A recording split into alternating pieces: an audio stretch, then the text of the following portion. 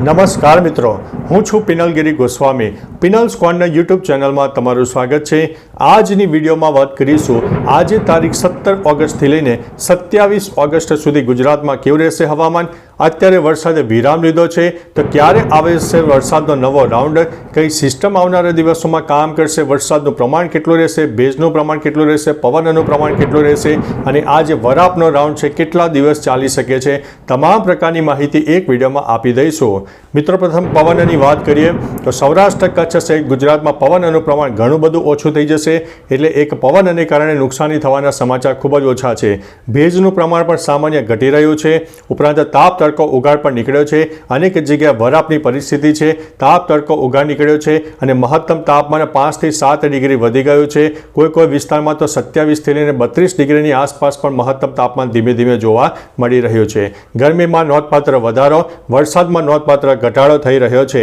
અત્યારે ગુજરાતમાં છૂટો છવાયો વરસાદ છે, બાકી કોઈ જગ્યા ભારેથી ભારે વરસાદ દેખાતો નથી અને હજુ પણ આગામી 2 થી 4 દિવસ હજુ પણ વરસાદની તીવ્રતા આપણને વધારે વધે તેવી લાગતું નથી. ગુજરાતમાં છૂટો છવાયો વરસાદ ચાલુ રહેશે.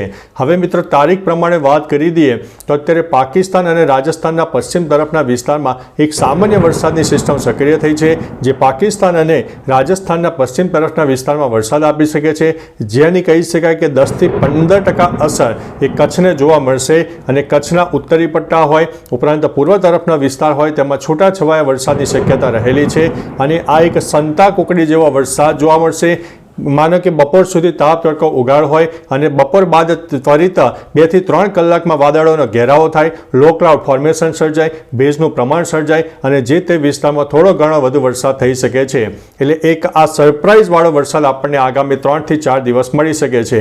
ઉત્તર ગુજરાતમાં બનાસકાંઠા, સાબરકાંઠામાં હજુ પણ વરસાદની તીવ્રતામાં આપણને નોંધપાત્ર વધારો તો એટલો બધો જોવા નહીં મળે, પરંતુ કોઈ વિસ્તારમાં છૂટક વરસાદ અને કોઈ વિસ્તારમાં મધ્યમથી વધારે વરસાદ થઈ શકે છે. અતિ ભારે વરસાદની શક્યતા થોડી ઓછી છે. ઉપરાંત મધ્ય ગુજરાત, સમગ્ર દક્ષિણ ગુજરાત, સૌરાષ્ટ્રમાં પણ હળવા મધ્યમ વરસાદી ઝાપટા રહેશે.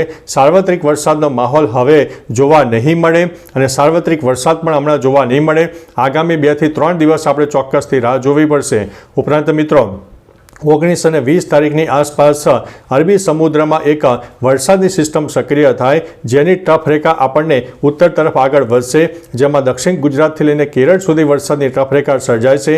જેના ભાગરૂપે થઈને આગામી દિવસોમાં ઉત્તર ગુજરાત હોય, મધ્ય ગુજરાતનો પૂર્વ તરફનો વિસ્તાર, દક્ષિણ ગુજરાતના પણ અનેક ભાગોમાં વરસાદ જોવા મળશે. મધ્યપ્રદેશ તરફ પણ આગામી કહી શકાય કે 24 થી 27 તારીખમાં એક વરસાદની સિસ્ટમ તૈયાર થઈ રહી છે, જેની અસર મધ્યપ્રદેશ, રાજસ્થાન અને ઉત્તર ગુજરાત, મધ્ય ગુજરાત અને દક્ષિણ ગુજરાતના અનેક ભાગોને થાય. કચ્છ અને સૌરાષ્ટ્રમાં વરસાદનું પ્રમાણ હજુ પણ થોડું ઓછું જોવા મળશે, કારણ કે કોઈ મજબૂત સિસ્ટમ કચ્છ અને સૌરાષ્ટ્રને અસર કરી રહી નથી. એટલે કચ્છ અને સૌરાષ્ટ્રમાં છૂટાછવાયો વરસાદ થઈ શકે છે. અતિ ભારે વરસાદની શક્યતા ઓછી છે. એટલે મિત્રો, આપણને ખાસ કરીને જે 23, 24 થી લઈને 27 તારીખનું સેશન છે તેમાં કોઈ વિસ્તારમાં ભારેથી અતિ ભારે વરસાદની શક્યતા છે, કારણ કે રાજસ્થાન અને મધ્યપ્રદેશ તરફ જે વરસાદની સિસ્ટમ સર્જાશે એ ગુજરાતના અંદાજિત 20 થી લઈને 30% વિસ્તારોને અસર કરનારી છે. એકંદરે મિત્રો, ગુજરાતમાં સરેરાશ વરસાદનું પ્રમાણ 72%ની આસપાસ ચાલી રહ્યું છે. આવનારી 27 તારીખ સુધીમાં ધીમે ધીમે વરસાદની તીવ્રતા વધશે, પરંતુ આગામી 2-3 દિવસ હજુ પણ વરાપની પરિસ્થિતિ સર્જાશે. તાપ તડકો ઉગાડ નીકળશે તેવી પરિસ્થિતિનું નિર્માણ થઈ શકે છે. મિત્રો, તમારા વિસ્તારમાં વરસાદનું પ્રમાણ કેવું છે, બફારો કેટલો છે, તાપમાન કેટલું છે, પવનનું પ્રમાણ કેટલું છે, તમામ પ્રકારની માહિતી આ વિડીયોમાં આપજો અને કમેન્ટમાં ચોક્કસથી માહિતી આપજો, જેથી અન્ય મિત્રો પણ ગુજરાતના જાણી શકે કે ગુજરાતમાં કેવો માહોલ ચાલી રહ્યો છે. તો ચાલો મિત્રો, ફરીથી હવામાનની લેટેસ્ટ માહિતી લઈને મળતા રહીશું. ત્યાં સુધી અમને રજા આપશો. નમસ્તે.